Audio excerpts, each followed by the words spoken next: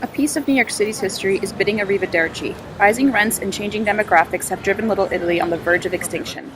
Benito's Pizzeria is owned by some of the last remaining Italians. Nowadays, you have you got businessmen, artists, musicians coming in, and they're just rooming up because nowadays down here it's about $3,000 for a one-bedroom apartment, two-bedroom apartment. And what happened was back in the 1980s when England released their control over Hong Kong, Chinese came over here and flooded the streets of Little Italy and bought out all these buildings for peanuts. You know, a lot of people come here and say, geez, what happened? The Chinese took over. And I say, nobody took over. We moved. So what was growing up in Little Italy like?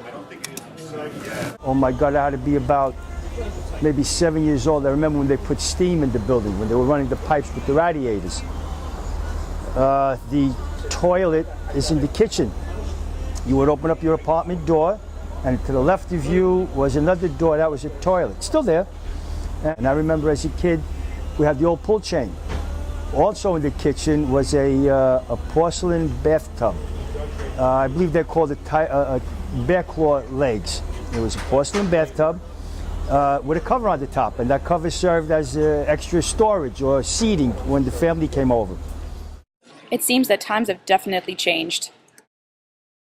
If you don't own the building, which I think only 5 restaurants down here actually own the building that they're in. If you don't own the building, you're in a lot of trouble because when your lease comes up, they want fair market value. So instead of paying, I don't know, $6,000, $7,000 a month rent, now they want $20,000, $25,000 a month rent. That's a nice way of saying, we don't want you here, get out. There's just so much you could charge for a dish of pasta, for a chicken cutlet, so it's an impossibility. So what's next for Benito's Pizzeria? How will the culture survive?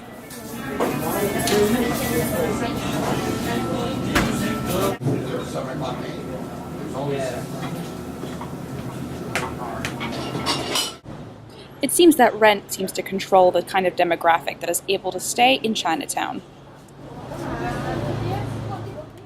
The storefront feng shui in the heart of Chinatown also seems to be facing some kind of issue paying rent.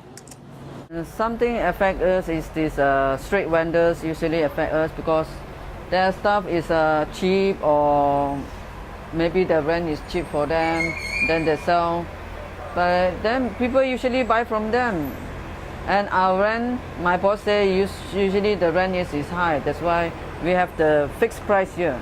We can't go too low. Yeah, that's it. Perhaps Chinatown is also seeing a change.